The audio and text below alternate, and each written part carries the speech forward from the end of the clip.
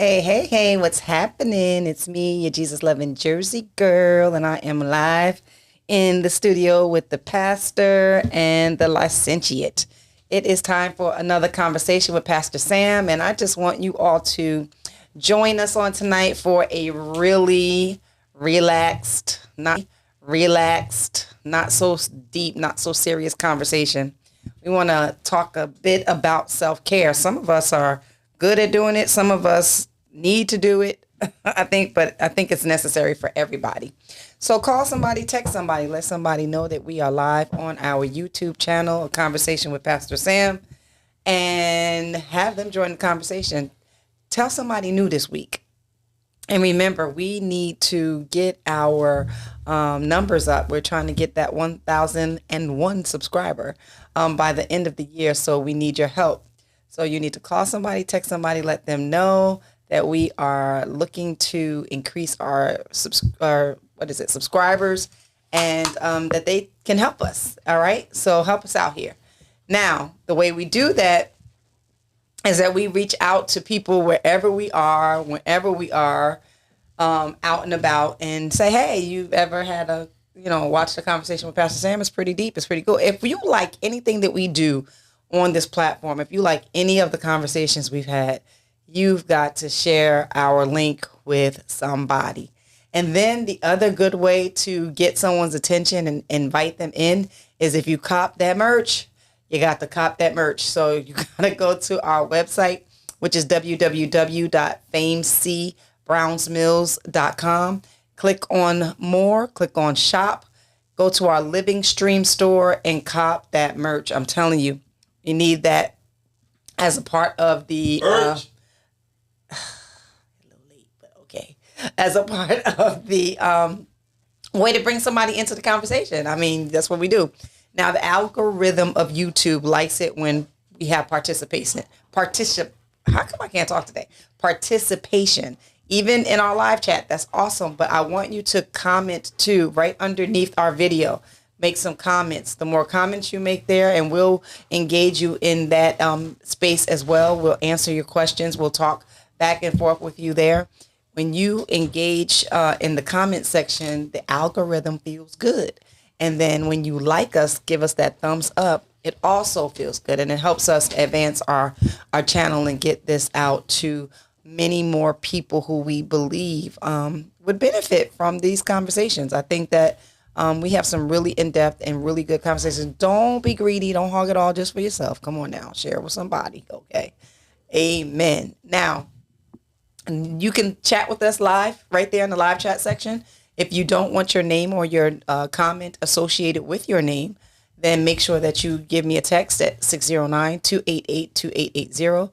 Again, it's 609-288-2880. And you can remain anonymous there, and we'll address you there. But we really like the participation. When you all engage with us, it makes the conversation even more robust. So come on in and continue to join in with the participation piece of the conversation. And I thank you in advance.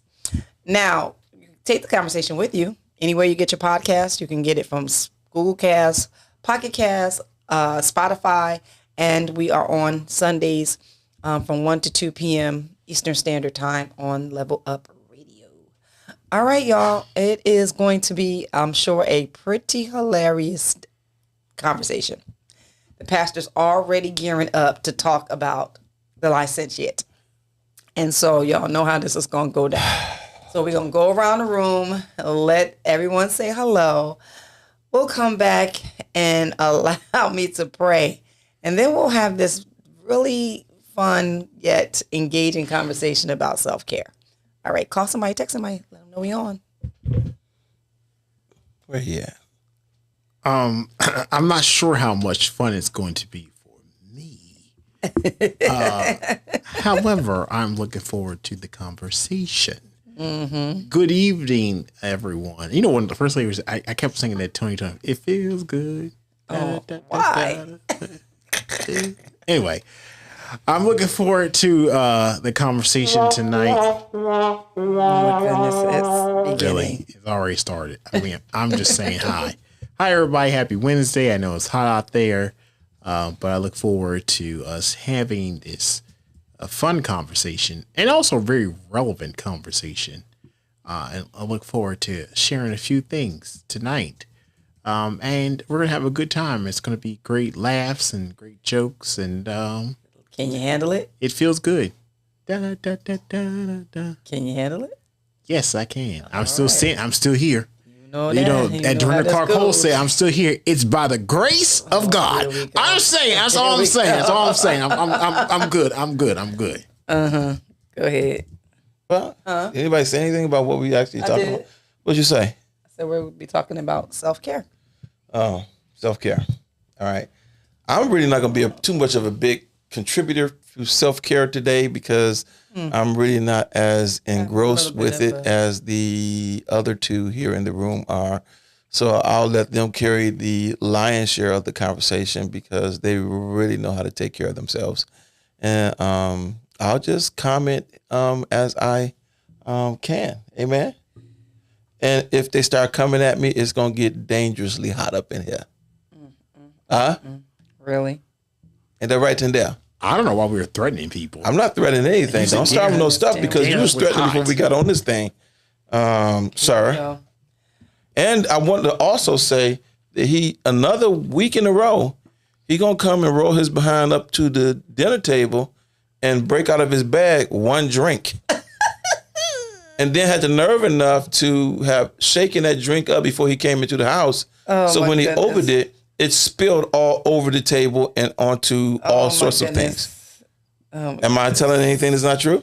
Well, the description you're giving is not quite accurate. What's inaccurate about it? You said you came in with one drink, you shook it up, and it spilled everywhere. Well, let the record reflect. I did not shake no record reflect. I did not Jack. So he's really into self-care. Yeah. He's really selfish care. Oh, gosh. Here we go. Yeah, here we go. Because you know how to take care of yourself.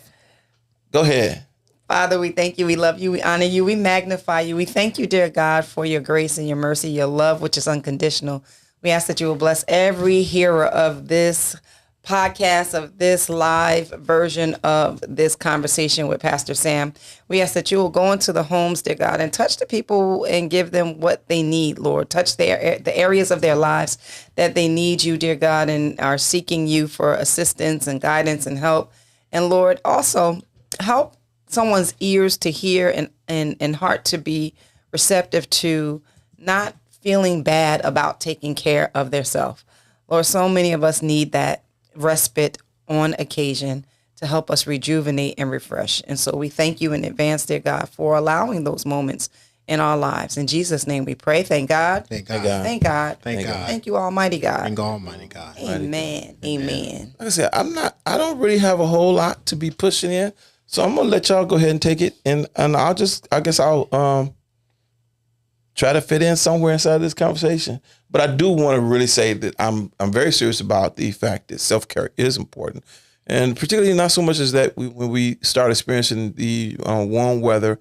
I think we need to have some type of plan that is year-round, that we take good care of ourselves. With the pace that everything is going these days, it really has the propensity to exhaust us and wear us out. And I think that probably the last few years, particularly with this COVID, corporate America has really showed us a low level of, I guess, I don't know if I could say care about our familial and social lives. That's the reason why people are not returning back to these jobs. Mm-hmm. It's very, very difficult out here. And it's even more so that you have people that are waking up and realizing family's more important, my health is more important, my peace is more important. Come on now. And my everything is more important than chasing that dollar. Because we exhaust ourselves in chasing that dollar and then getting a whole bunch of things that we really don't have a need for, but we decide that we're going to do everything we possibly can do in our power, even to lose sleep in order to have these things. And not to mention just self-care as it pertains to the body itself, and pampering like the licentiates do. And you guys heard me say licentiates. And so both of them do a lot of pampering. Yes, so. I do. And I don't make no qualms about it. I am okay with it. So we'll go around and then we'll talk about the benefits of that. You know what? Instead of Start with you today. Let's start with licentiate number 2 today. And who would that be? Because I don't know if we had assigned numbers. Here he goes again. Here we go. I'm always number 1 when it comes to the pastor. Because I'm his wife. And no one's disputing that. I know who you are. Yes. But it's all equal with the licensed ones. Anyway, self-care is certainly important, as the pastor just said. And I don't think there's anything wrong with it. I think that over the years, people have said it's a selfish thing. But you do need some time to step away and to make sure that you're taking some time for yourself, because that gives you the opportunity to Repeat yourself, sir. That gives you the opportunity to restore yourself. Why are you looking at me like that? Yeah, what? I didn't repeat anything. I was finishing. I'm not even talking to you right then. Anyway, back to, I need some self-care right now. I need to have a little moment. Let me just give me a second. So extra. No, seriously. The self-care is important. So in terms of self-care, and it doesn't necessarily always mean about pampering, but it's taking some time as you have your devotions with God, but also just taking some time to do breathing exercises, to sit there and write down thoughts of your goals that you're trying to accomplish, to set the agenda for the day. And Breathing what? Breathing exercises. There are breathing exercises. How's that self-care? It's decompression of stress. Like breathing all the time. There's breathing exercises. If you're not breathing, you're dead. Pastor. Come on. This is what we're doing. See, I'm starting first. But yes. What? He's talking about breathing. There are meditative breathing exercises that people utilize. Am I telling the truth there, First Lady Donna? Can you put something out there that's going to be, something that everybody on earth is not already doing? When you're this is a prime example of a breathing exercise. When you are engaged in a discussion that is going on one side, you just stop, take a deep breath. Mm-hmm. How's that work for you? Then move. I'm good. I was fine before, but I'm even better now. So breathing exercises, as I said, taking some time out for yourself. And then, of course, there's some extracurricular pampering that could take place. Like what? I can give you examples. I like to get my hair cut every week. That's my self-care. Everybody knows that. You don't have any hair. Oh, my goodness. I get my hair cut every week. That's something that I enjoy doing. I go to the barbershop. I enjoy the fellowship. I think it's a pretty nice thing because it's a nice social environment. It is. It's funny. It's, have a lot of laughs. Every morning, every Saturday morning, I get up and go to the barbershop. That's something that I do. Is it crowded on Saturday morning in there? Yeah, sometimes it is. But really? I have an appointment. What does that got to do with you being I don't crowded? have to. I'm talking about crowded because you have great conversation. Yes, in terms of conversation, but I don't have to wait because I have an appointment. But there's other people. Okay, you're gonna put the little appointment thing back out there again. It's a good place to be. I'm going to keep on going because I have self-care for myself. You go there to the barbershop and you're able to talk and with others and have a lot of laughs. It is a good time. Others like to go to get their nails and their feet done, which I think what do you mean others? Which I think is very important. I do participate in getting my feet and nails done. I have no issue in saying that. So I think you should go ahead and partake in that. That's also very relaxing. Others like, really? Dude, you going out on a regular basis getting your toes done? There's nothing wrong with getting your feet done. I don't know what the issue. This is what is wrong with society. What is wrong? I didn't say anything wrong with it. I just asked you a question. Why would you automatically assume there's something wrong with it? I just asked, do you go out regularly and have your feet done? I don't think the frequency of my pedicure is important to this conversation. You brought it up, though. I'm saying that people can. I gave examples of what self-care can happen. But you brought up your feet. I did, but I didn't say the frequency that it takes place. So what's the frequency? I don't think it's for me. It's every other week. Don't be trying to save him. Oh, you go every other week? Yes, I do. Oh, okay. Wow. Twice a month. I go once a month. That's it. I go once every 10 years with my power washer turned onto my feet. It's so terrible to watch too. This is terrible. Well, watch. I didn't know Fred Flintstone was here. It don't bother me at all. Anyway. Were you finished licensure? I was not. The pastor took it back on. Go ahead. I was going through with I don't want your toes getting all in the uproar over there. Oh my God. My toes are just fine. I'm just saying that those types of things are important to really just to sometimes being by yourself, or if you're fellowshipping with others, to have a break from other folks. What did you over there laughing about? Somebody said something. That's Sister Eula Jones talking about some. My self-care is a wine cooler and a good book. See, there you go. See, Sister Denise, she said something. You gotta find what is beneficial. Well, not beneficial, but what is enjoyable to you. Ain't nothing wrong with that. I enjoy going to get my hair cut. Oh, you already said that. I know, but also self-care. It may not be necessarily good for me, but I do like to have certain type of food on Sunday from an establishment that I won't say. That's something I enjoy to go get. That's just me. Now that's how that concludes my presentation, First Lady. Why does that conclude your presentation? I'm laughing because here goes Sister Philippa. She said she went to get her feet done, and there are a lot of men now getting their feet done. Those are not men. Said, thank God, because men can have some ugly feet. Those are not men. A man has a right to have ugly feet. Says who? Says me. That's the way it is. When you got to get out there and get it done, you don't need to be trying to talk about, I stepped on something that hurt my feet. You need to have some heavy duty, ready to go, war fighting capability feet. If the alarm start going off in the middle of the night, you ain't got time to put the combat boots on. You better hit the road, ready to knock that doggone but you can't march out here. And you can't be out here with no skin on the bottom of your feet. With bunions and corns because you take care of your feet. You got to have some skin in the game, man. If you ain't got no skin on the bottom of the feet, you're gonna be walking around out here bleeding to death from your feet, huh?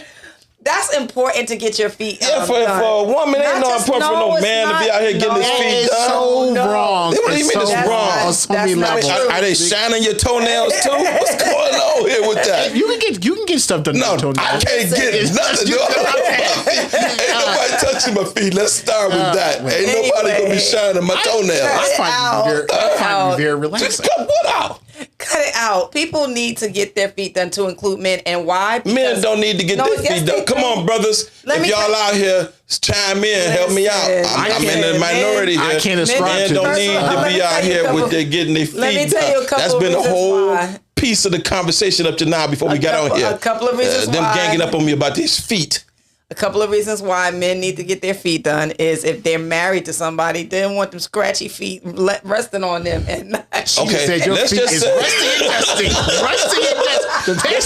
dusty. You need to have some skin on your feet. You need to have skin on your feet so that your feet don't freeze when them icebergs hit yours. That's what's really the game. I don't care nothing about it. I will tear up some bed sheets with my feet. Don't nobody care. And if they get too bad off, I'll just go out and buy some more. But I ain't having nobody rub no aloe vera or ointment or smelly oils all over my feet. It's not important. Yes, it is.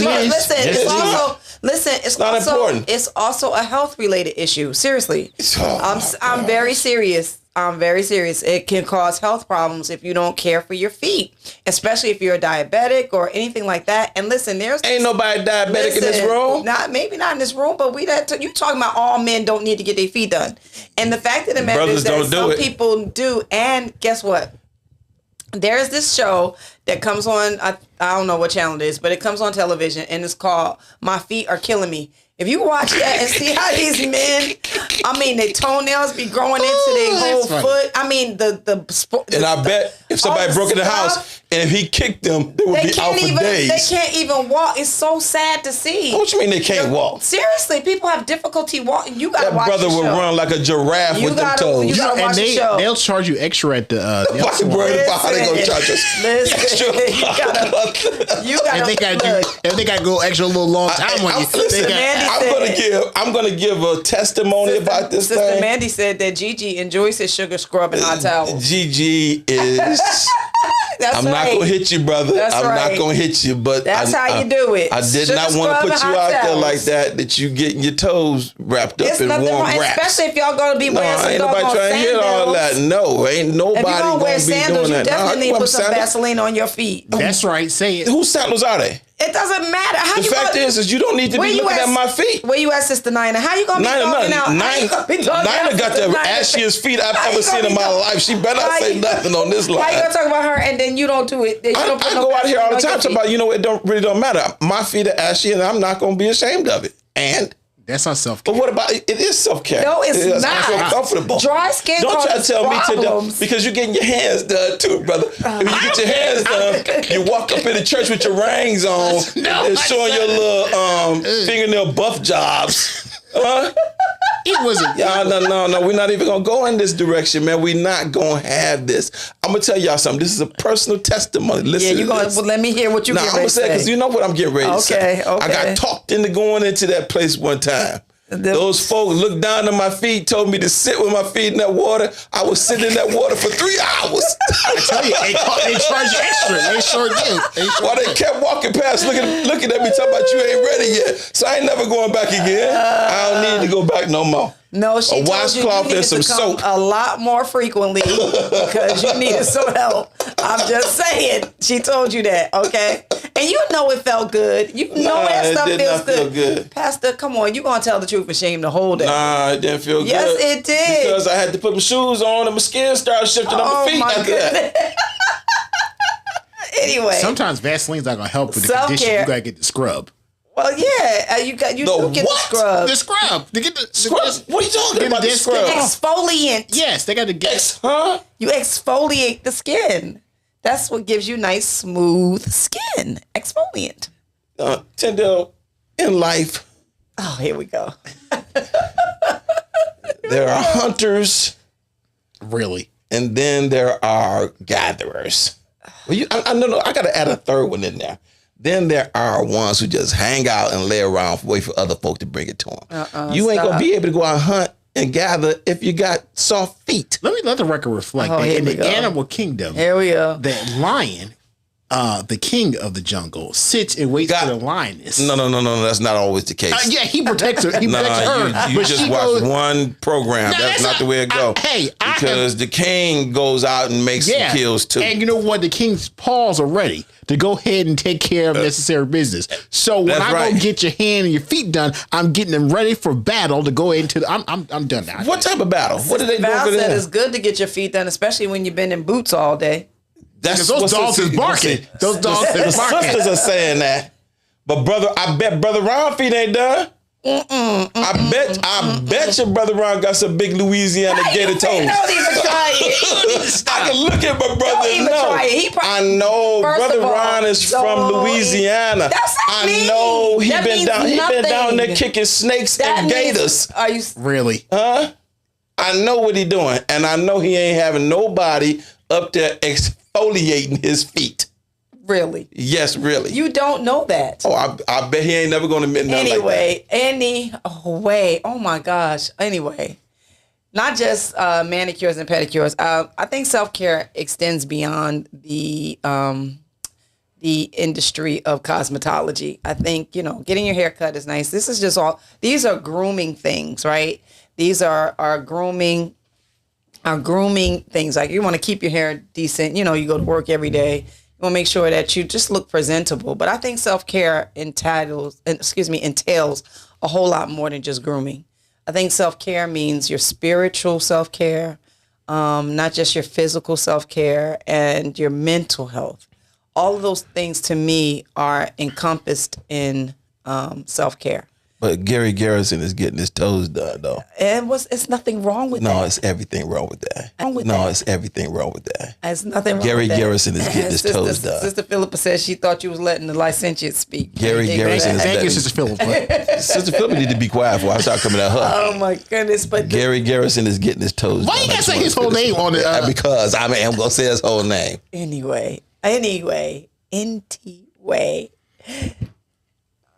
Oh, Sister Val, really? Sister Val said no. Her daughters are still working on Brother Ron. I told you. Thank you. I knew that my brother was not falling into that sector of, this is really not necessary for a man to Here get we this go. thing done. I knew he wasn't. Okay. So anyway, let's go back to self-care. So self-care, So we can go on to other things. I'm trying to. Okay, what's another piece of self-care? Because you know what? One of the things I think you was probably really cool with me, but we're going to go to that part after y'all finish. So go ahead. I'm listening. So anyway, self-care for me is my mental health. And I think you have to know when you have had too much of one thing. Oh, You don't even know words to songs, really. This is what you're doing. sorry, go ahead first. So, like, for example, you know that when you spend time with people and some people, it's just, when you have to sort of pull back. To me, that's self-care. Okay, I could talk to them, for a few days, last week or whatever the case may be. But this week I can't really do that. So I have to pull back. What does that mean? I have to pull back, reset, give myself a break from the conversation. And not that the conversation is bad. It's just that sometimes, depending on your relationship with the person, you may have to just regroup in order to be able to handle conversing with someone again. I think that that's something we all need to be able to tap into and know when the time is right to pull back for your own mental health. Because if you continue to go and push forward, sometimes what ends up happening is that you get frustrated, you start reacting, you start, snapping at people. Like, know what your boundaries are. I think that is all a part of self-care. I think that self-care is, working out. It doesn't matter. You don't have to go out here with lifting a whole lot of weights. Just do some sort of exercise so that you're breathing. It really does feel good when you work out to that whole endorphin release just makes you feel so much better. It's a struggle starting, I know, because I've been there starting and stopped a lot of times. But when you start and you get in the habit of doing it, it really feels good. You get addicted to it. I mean, it really does change this aspect of your life. I think self-care. I think that's a part of self-care, like a major part, because our health matters. You get so busy. Yeah, but that's the problem. I think we use busy too loosely. Does that make sense? Because you can honestly think about your day. Like, if you really think about your day and you go over everything that you did during the day, you have to carve out time. The same way you have to carve out time to spend with God, you have to carve out time to spend with doing things for yourself. If you're sitting on the couch and you're watching television for 3 hours, 4 hours, 5 hours, at the end of the day, you could have done some working out, and you could have done it while you watch one of those shows. But sometimes you're mentally exhausted, and you can't, just like, I done had such a horrible day. I'm physically able to do it, but I just can't get my mind in the game. I can't get myself, motivated enough, because there have just been really so many elements and factors coming at me that I can't really think my way through to performing what I need to do. Right, but I think that's the whole purpose of self-care. You've got to be determined. You got to be deliberate. You got to be intentional. You have to take the first step. Nobody's gonna be able to do it, because after a while you'll start. You become couch potatoes, and then the weight comes on, and then health issues arise, and it's just like nobody wants to get to that level of being now. And here's the other thing about self-care, the moments when we're forced to have to care for ourselves, because now we've gotten, some physical issues, some health problems. And now the doctor is saying, this is what you have to do. Or here's even the other thing, when God says, I'm going to sit you down. Like, you're doing too much. But you're doing the most. We can't motivate people in that fashion to where, either do self-care or the doctor, either do self-care or God striking your body. I mean, we got to do it in such a way that is going to be pushing them to doing these things as a lifestyle change, is going to, show up on their scope as this benefits me, not because I'm trying to avoid a heart attack. But that should be motivation. But it should be motivation. That should be motivation. I was going to say the same thing. That should be motivation, because that's motivation by fear. But if it has to happen, it has to happen. Especially when if you have a history of it in your family. Like, for example, a lot of people, you hear them. I think I'm the one who's very much like, I don't have to subscribe to, I'm going to be deathly ill eventually in life. I don't believe that. I think that everybody's going to be definitely ill in life. You understand what I'm saying? I don't think that I have to have this, or I have to have this disease or whatever. I think people live sometimes for a long period of time, and they just go and they sleep, and wasn't nothing wrong with them. And the fact of the matter is that I think that we what's the word I want to use? We give in too easily. Like, I watch so many people who have said that they no longer have to take their medication because they started working out and eating better. They came off of, like, they were on like 4 or 5 different medications, and they ended up, because they started getting serious about their health, they came off of all their medications. There's something to that. And I think that I don't want to have to take a pill for the rest of my life. I don't want to have to, be beholden to doctors for the rest of my life. If I can try and do something now, that's the whole premise of tonight about what you said about self-care, is that you have to have a mindset that you want to take care of yourself. And without, as a pastor just said, and what you just said, without it being a condition of a precondition, in terms of, you're doing it because you want to prevent. And that's we're not just talking about medical, spiritually also, and also, physically, mentally, emotionally, you want to make sure that you are caring, because when you start to lapse in all those areas I just mentioned, things really start falling apart. When you are not, I think the hardest part about working out is getting there, because usually when you get there, you're all right. But that's where you're right about the mental exhaustion. When you worked all day, you're trying to think, I don't want to get there. You get paralyzed by the end of the day. It's like, I don't want to do it. And it's the same thing about emotionally, about being around folks that don't have your best interest, and it becomes exhausting. So you really have to, in every situation, step back and look. I do have to take care of myself. Am I going to be around people who are not, supportive? Am I going to continue to eat food that's making me sick? Am I going to not take the time out to have a moment just to decompress? What do you mean food to make you sick? What food making you sick? Well, food that causes certain health conditions. All of it does. It does, but it's the overabundance of eating certain foods. Yeah, and then I think to your point, monitoring. Yeah, you have to monitor things. You have to do things in moderation. But I also think that Kaylani asked the question: what about motivating those who don't care about health, though some don't? And I agree, because sometimes, and I don't know that it's twofold for me. So I don't think that people don't necessarily care about health, right? There might be those who don't, but then there are those who care about health but just aren't motivated. And it's hard, because you wanted, even to the point of like an accountability partner, like, okay, we're going to go walking today. Let's go. We're going to go, around a lake, or we're going to go in the gym or do something, or we're going to go whatever, and it's just, I don't know how you motivate others to do something that would be beneficial to them.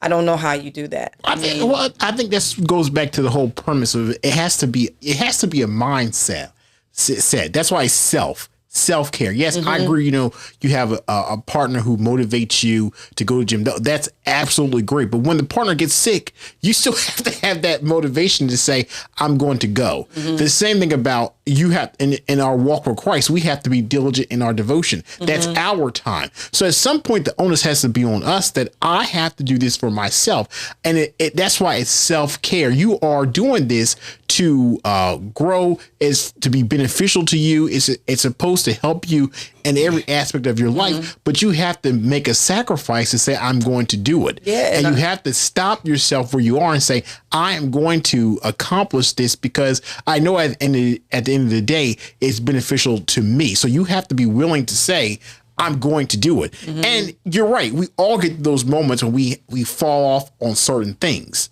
But it's important that we don't stay off too long, that we come back. And that goes back to the discipline and saying that I have to do this because at the end of the day, it's a benefit by me doing these things. And the thing of it is that, when you go to the doctor, you get your annual checkups, right? And the blood work comes back and it tells you, that your oxygen levels are low, right? Your carbon dioxide levels are high. And then there's a threat of having to, something having to have something to assist you to breathe, right? That to me, it's just like, okay, so how can I try to fix this before I get to that place? And then be diligent about it.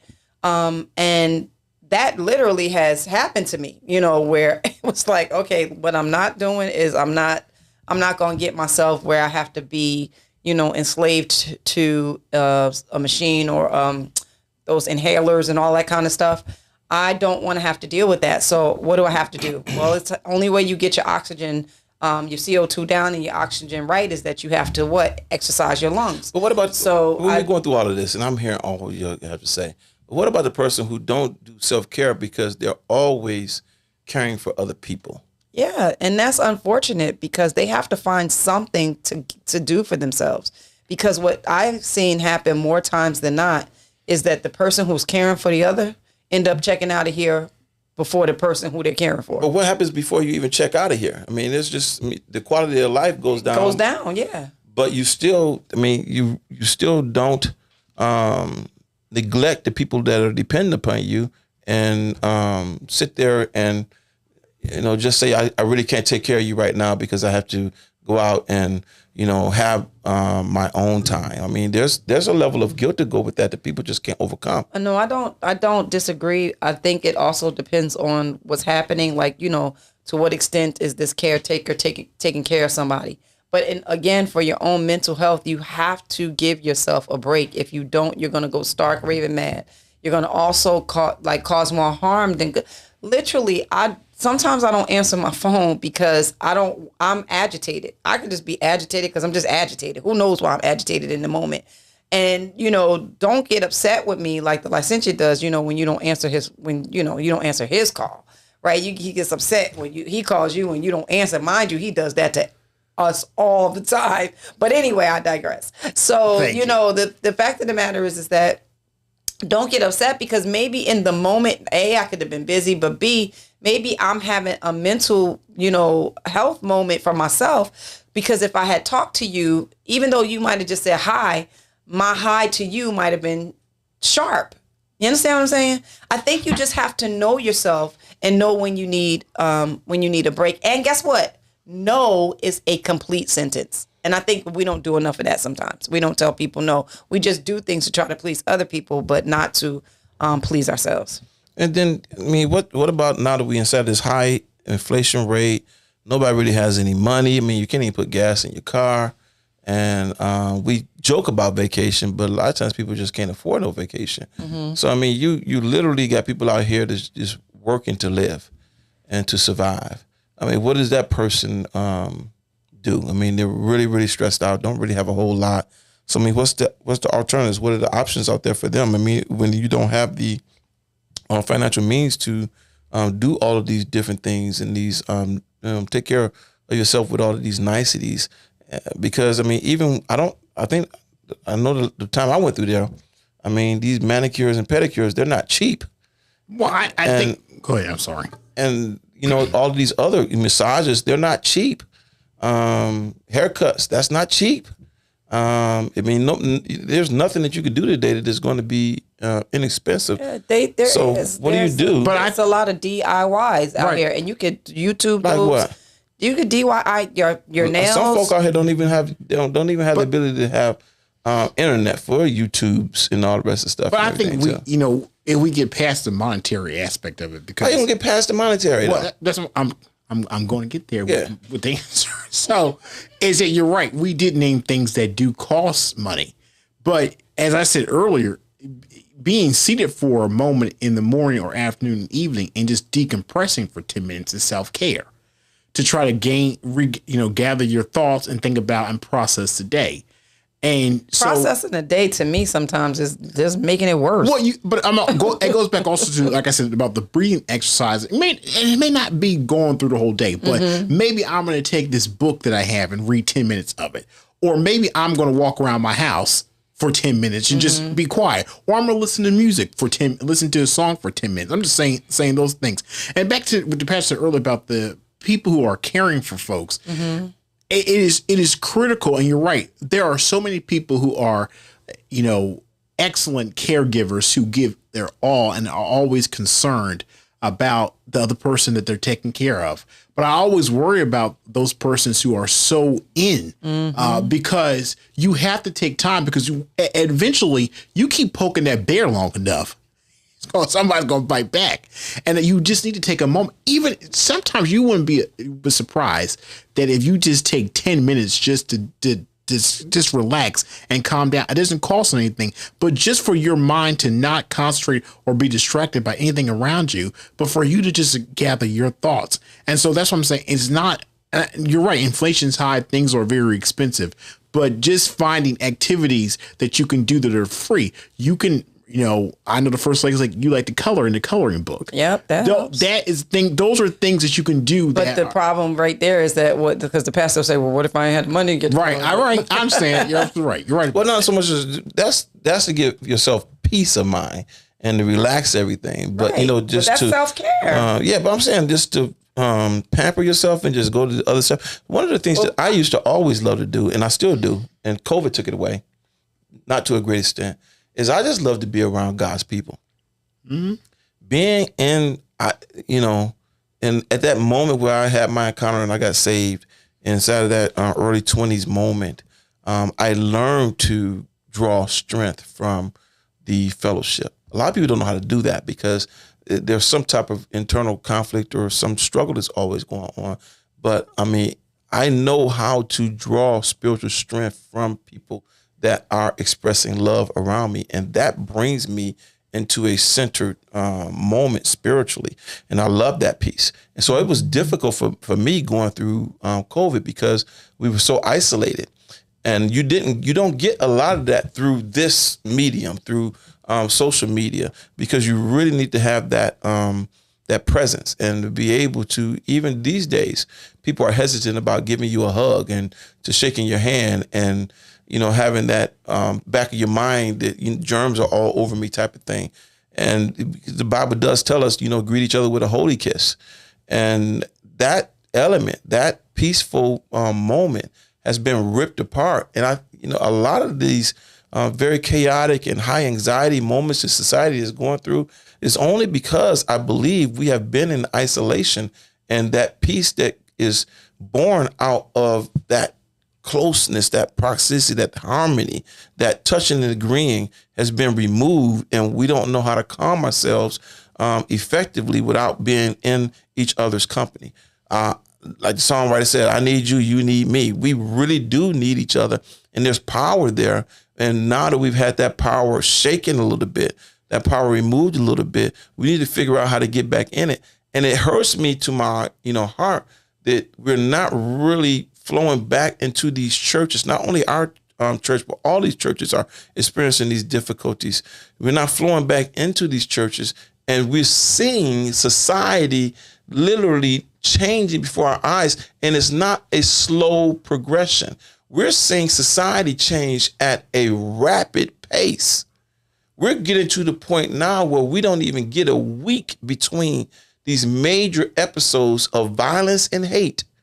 And it's only because we are sitting in isolated spaces and not allowing each other to heal through our emotional and spiritual difficulties. I don't think you can be that well person with self-care and everything if you're solely just existing in that bubble all by yourself, even with soft feet, even with cut hair, even with all these other different things. We've got to have that presence. We've got to be around people. I can tell when somebody has isolated themselves. Their conversation changes, their behavior change, their attitude change. They become a little bit more shortened, and they're tense. The anxiety is up incredible. And this is only because we're really experiencing this separation, and that is never the way it was intended to be. It was not intended to be like that, but here we are. So how do we get ourselves back out of it? I'm not saying, the same way as that, but if you don't eat this way, you're going to have a heart attack and die. I'm not saying that you got to go to church and you got to do it, have a service to get ourselves out of this predicament we find ourselves in. But we do have to find some way to socialize ourselves again and to bring each other back into a state of equilibrium where we're not angry with each other, where we're not upset with each other, where we're not reacting in such a exaggerated stance whenever anything happens, and we're getting mad, as we said beforehand, at the drop of a dime. We've got to overcome that. Once we overcome that, I believe that we will be able to relax enough to start really considering other venues, other roads, other pathways to bring that peace into ourselves physically, emotionally, intellectually, spiritually. Amen. Amen. Mm-hmm. I think socialization, as you point, is critical for our success, because you're right. We were in a lockdown for an isolation for so long that the wall started speaking to us, and some of us were not able to handle that. So being around others is important. And that's also part of self-care, because you do need that social interaction, that laughter, that hug, that kiss, the holy kiss, certain types of things that are very, very, very important. And so coming into you knew where I was getting ready to go with that. That's why, we're going to go right over that in the name of Jesus. But it is really, really important to have that social aspect of it. Now, let me be very clear, Pastor. I agree with you about the social aspect. I think it's important, but sometimes people get on your nerves. And Not sometimes people get on your nerves every day. All the time. So you got to take, even in the socialization, you have to go back and take a moment and say, I need a couple moments to get myself together. That's the first thing he says. So you're not going to snap at them and be prickly, but that you can just, but you cannot. You cannot take a moment and turn it into a mile. Absolutely. I think that socialization is important. And I was talking to someone at work, and everyone now wants to be remote. And the pastor and I actually were just talking about this. People want to be remote, and when you're remote, there's nothing wrong with that. Explain that. Remote could mean you're in Alaska somewhere. So when you're remote in terms of and work, that you're working from home, you're not physically in the office. And what we have seen, and there's actually research out there now in the last 2 years, that the water cooler conversations have ceased. So now when you're getting on Microsoft Teams or Zoom, you're getting on there, you're getting right to work, you're getting right to business. You're not having those how was your family? Oh, how was the game last night? How was church? You're not having those conversations. It's just so professional. You're on and then you're off. So now when you get around people, you don't know how to have that small talk conversation. And they're not making a whole lot of movies anymore that people are going to see. Right. So what did everybody have? You got cable news, and what's on cable news? Craziness. Mass murders. Right. So you're seeing that, and it's getting to your mind. So the socialization about, and I totally get it, as people want to be remote, and we've seen that it was effective during the pandemic, but you do lose something with not being in the office. You lose that connection to the person. If I send an email, when the pastor and I were working together, if he sent an email and I had a question, instead of me writing 50,000 emails back, I would get up and walk down to the office, and vice versa. And you're able to problem solve, but you also can read people's body language and say, okay, now I know where you're going, or how can we solve this? Mm-hmm. So the social aspect is certainly important. And, also when you are, and then that brings your peace of mind back down. Absolutely. So at the end of the day, you're not exhausted. Because you're not overanalyzing the things that you think people are thinking about you, because you read the email, the text message, or whatever wrong. But if you're coming together, you actually can reason with one another. That's what we have gotten past for not reasoning. So that's why self-care is important, because you can pull back and not overanalyze the situation or situations, but rather you can get there and say, you know what, I'm going to pray about it. I'm going to readjust myself, and then I'm going to go back out and engage with my brother and my sister. So I have a different outlook on this, and maybe that's because I'm not in corporate America anymore. I think that, self-care to me is, still having conversations and still engaging with people. But I do think that we have to give people what they need. What do you mean by that? Stop forcing people to do what you want them to do. There's just I took a clue from someone once before. It's just like, after a certain hour, I'm not on the clock anymore. I'm done. And so I'm disconnecting. And so if you call me at a certain hour, my phone actually goes off at a certain time, and it gives me that downtime, so that it's not even ringing. And it'll ring only for my family, because of course if there's an emergency, then I have to, I need to get a hold of my family. But other than that, my phone goes off. If you have an iPhone, I don't about droids, but I know that with iPhones you can set a certain time for your phone to disengage. It won't ring, It won't buzz. It won't do anything until you have a time frame. And then when it comes back on, it's when you decide it comes back on.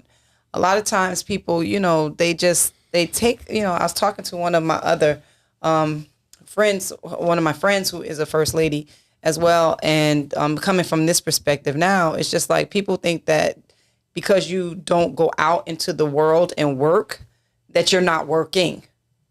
And so then they take advantage of like, can you do, would you do, can you, it's just like, I do have things to do. I have a life. And then to your point, Pastor, you really have difficulty trying to tell somebody no, but I've learned to say no because I have to do what's best for me. And of course it's always emergent, and other people's emergency is not, or rather I should say poor planning is not my emergency. So how do you snap that rigor mortis, that atrophy, that rut?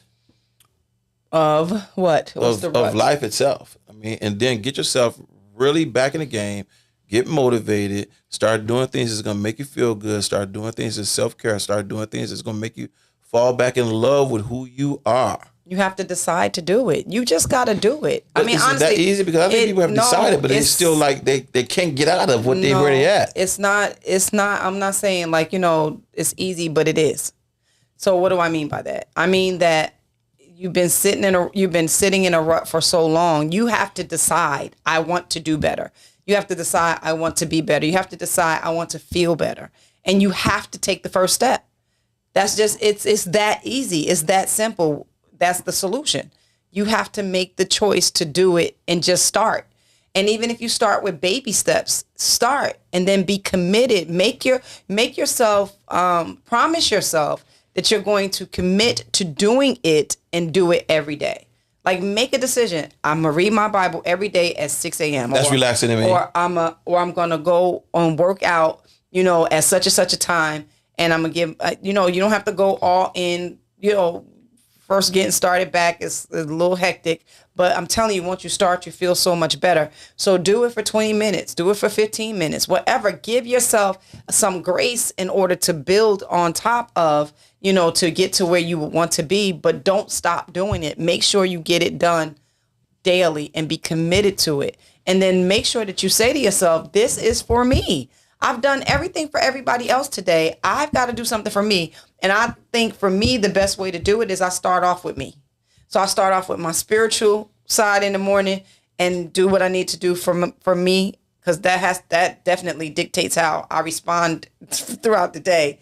And then I do my physical part in the morning, and then I'm taken care of, and then I have more energy to do what I need to do, and then I don't feel bad.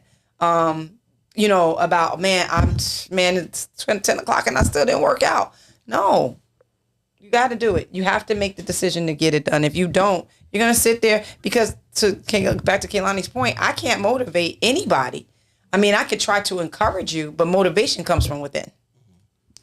Well, I think, that was absolutely true. And I think one of the examples or one of the things we can do is, if you're working, you set not even working. If you have an appointment in the morning, you set an alarm clock, right? To make sure that you get there on time. And when you're at work or whatever your routine, you set that as a reminder for it to take place.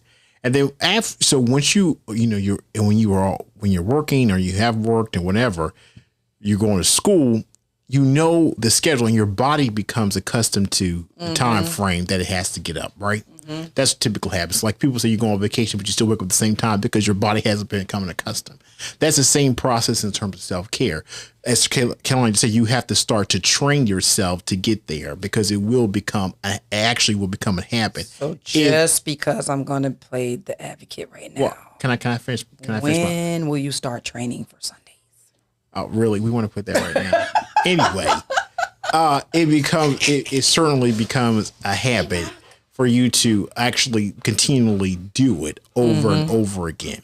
Mm-hmm. And then secondly is that with self-care, you're right. It does have to be a moment when something clicks for you. Hey, right, breathing. Something that clicks for you. He's actually self-care right now. When something clicks for you to say, I've got to make a change. And we all get to a point when you get tired of doing the same thing over and over again and getting that rut, you do say, you want to change. When, people make adjustments to their house because they get tired of looking at the same thing. You start remodeling. You get a new car. You change things up because you get tired of doing the same thing over and over again. So you do start to make a change. But it's important that you start to set those benchmarks. I think there was a speech by, I don't know if I think it was Admiral who spoke at one of the graduations and said the first thing you can do, setting a goal for yourself when you wake up in the morning, make your bed.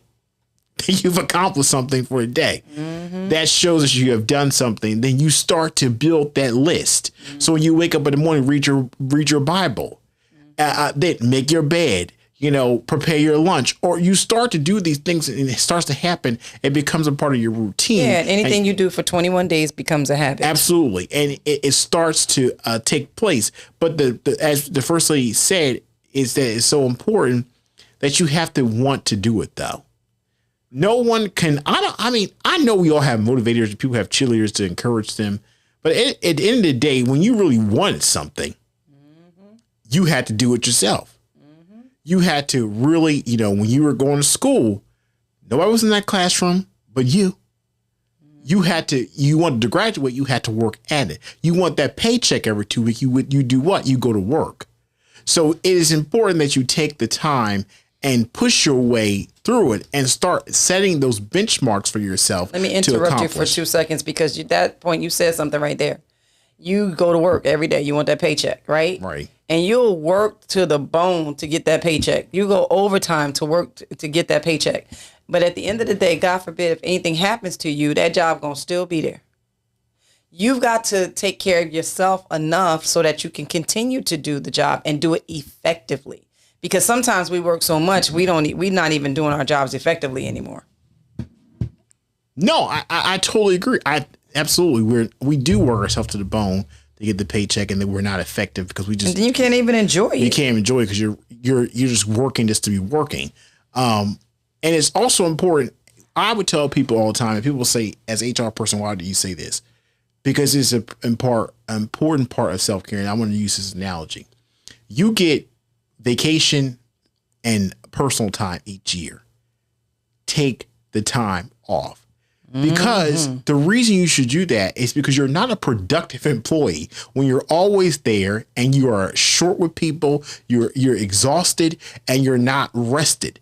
If the company is giving you the time, take off. The same thing when you're sick. If you're legitimately sick, don't go to work because you're not productive. What about people who are domestic folk who work? I mean, there's no paid sick leave. There's no paid there is New Jersey vacation days. I mean, in New Jersey is by law stick to. Where are they gonna go?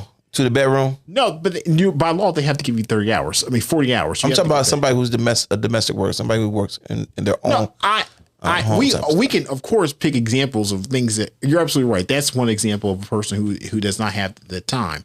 But if you are at the time, but they're not going to get paid for it. You're absolutely right, and that's something different. The example I was using is if you have the time, you should take the time.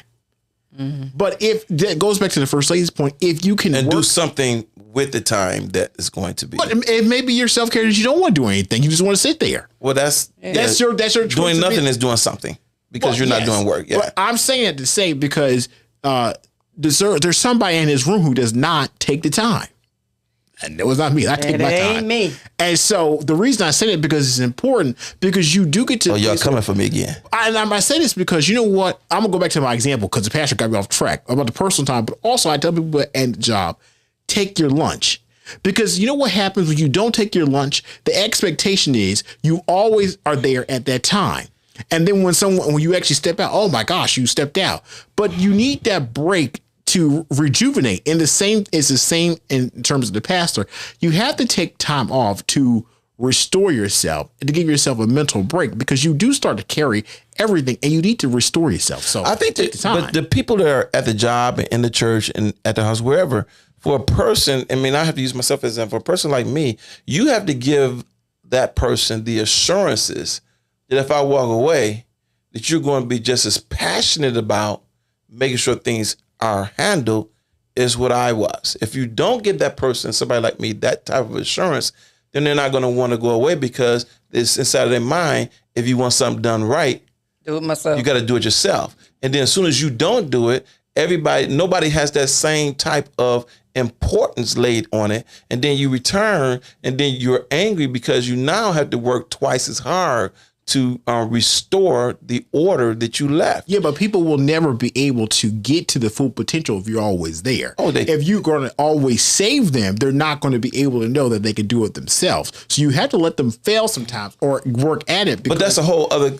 other branch on the tree. Because, I mean, yes, you're right if you're always saving them. What I'm saying is that if you're that person that, you know what, I want to leave, and I'm not about saving, but I know if I do, and I know you have the ability to make this thing happen, but I'm not going to do it. I'm going to tell you know what? They ain't here. I'm just going to take me some time and relax. True. That's true. That is, but also on the flip side, say they're not here. I'm just not, you're right. I'm not going to do it, or I'm going to do it. Right. And that goes, I mean, even inside of the church, the old saying, if the pastor ain't there, what? People don't show up. Ain't nobody showing up to the church. Well, today's ain't nobody showing up to church too much anyway. But you know what? The pastor ain't there. Folk don't want to come up to the church. And it's a difficult thing because you're not there for anything but just to make sure that people are spiritually fed and nourished. So you want folk to be able to have it in their mind that there is a blessing at that well at all times. Something that they're going to be able to go to and ensure that they're going to live through and have this wealth of abundance that's going to come flowing out of them. What I will say is this. Neglect is a real thing. Mm-hmm. Neglect is a real thing. We have agencies out here, agencies that deal with child abuse. We have agencies that deal with spouse abuse. We have laws and agencies that deal with elder abuse. But we don't have the infrastructure for self-abuse.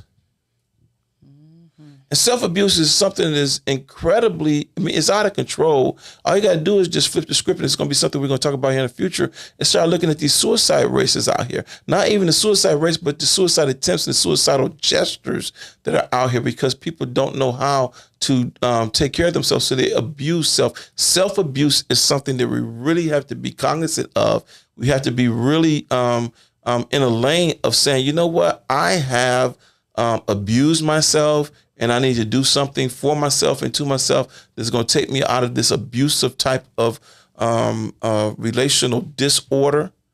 But we have to be able to put ourselves in a mindset to where we know how to do it. We know how to navigate it. We know how to not only what I want for the pleasure factor, but just how do I now put myself in a position where I can enjoy even the moment. How do I close my eyes for 5 minutes and get peace out of that? You know what I'm saying? How do I not only close my eyes for 5 minutes and get peace, but how do I disengage from everybody who is connected into me emotionally, connected into me spiritually? How do I take and then remove all of these connections and then be able just to float away and have peace of mind for 5 minutes? That's what we have to learn. And that's something I don't think that a lot of people have the ability to do.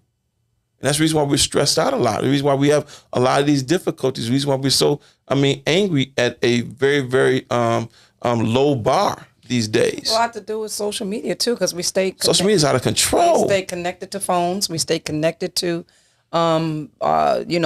whatever it is that we are addicted to. That's what we do. I mean, phones are not far away. And I took my phone away from where I sleep. Yeah, you have to. You have to, because if not, you get up and the first thing you do is to grab it, I promise you, somebody is listening to us right now. They got that phone in the bed with them while they sleep. Yeah, and or have it. They're just constantly with it and constantly on it, and and what it does to your point about connectivity and connecting with one another and being around God's people. The problem is that when people are around each other, they are each one of them are looking on their phones, and nobody's paying the other one any attention. They don't know how to have a conversation. Yeah, and you don't have a conversation. You don't know how to talk to anybody anymore. You know how to text them. You text people right across the table from you. You know what I'm saying? And it's just that to me, that's just what makes it really, really, really, really hard. So, we good? We done? You got something else to add, and the licentiate to close out? I think this piece. I mean, how do you, when you have somebody, because you guys are sending me a message, so I'm going to be in a receptive mode. How do you put somebody inside of that receptive mode of saying you really need to take care of yourself?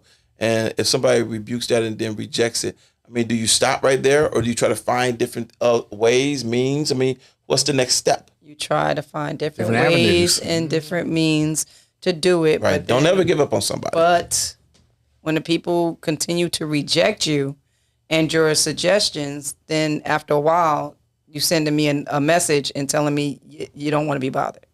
So you don't give up, but you can't force somebody. You can't motivate somebody. You know, you encourage you can them. motivate them. Well, I don't think that you can't force them. Not if you I don't think you can really motivate people. I think the motivation has to come within themselves, because if you can. Cause let me explain that.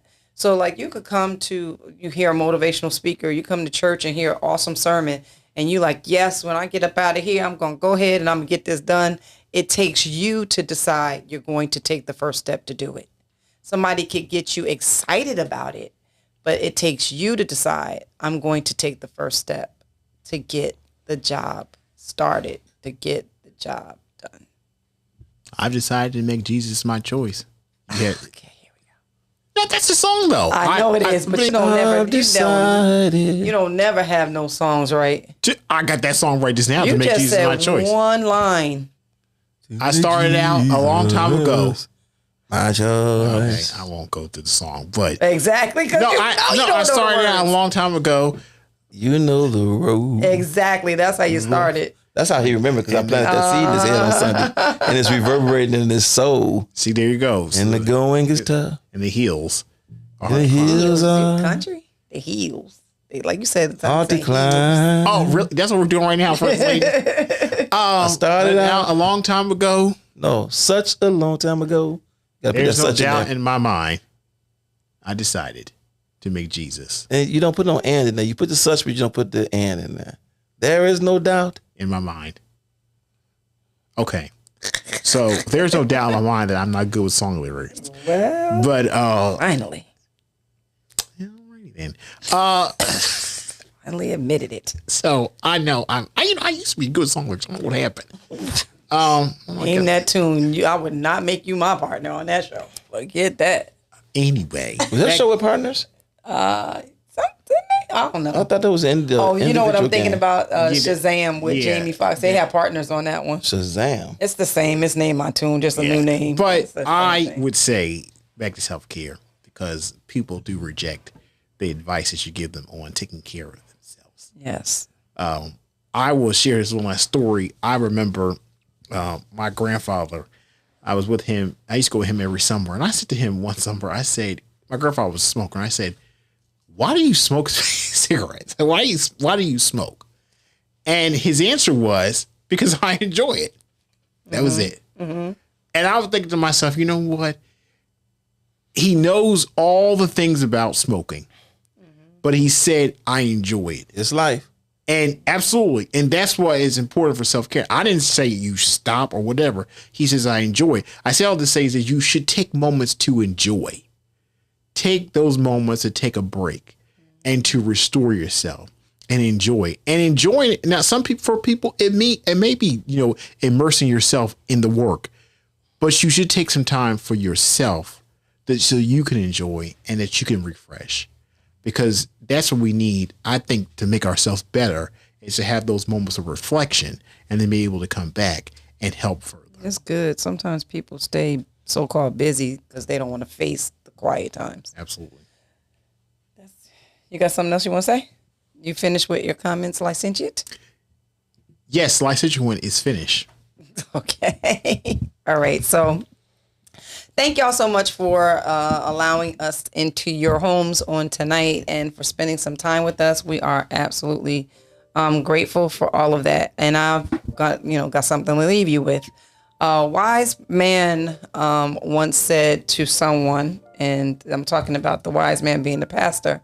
He told somebody one day when they were talking about their need for taking care of other people, and they can't because they're so busy, and they can't pursue their dreams because they have a lot of work to do, and they have to take care of this, and they have to take care of that, and they have to take care of this, and they have to take care of that. And the pastor's response to them was, when you are on an airplane, when the plane starts to, have turbulence or something's going wrong with it, what do they tell you? The flight attendants tell you to put what? Your oxygen mask on first. If you ain't gonna be no good to nobody if you're not taking care of you first. Then you can go and you can assist and do all the other things. But you gotta take care of yourself. Talk to yourself like you would to someone you love. And finally, the quote tonight is from someone unknown. It says, an empty lantern provides no light. Self-care is the fuel that allows your light to shine brightly. Thank y'all so much. For me, the Jesus loving Jersey girl, the licentiate, the pastor. We out. Love y'all.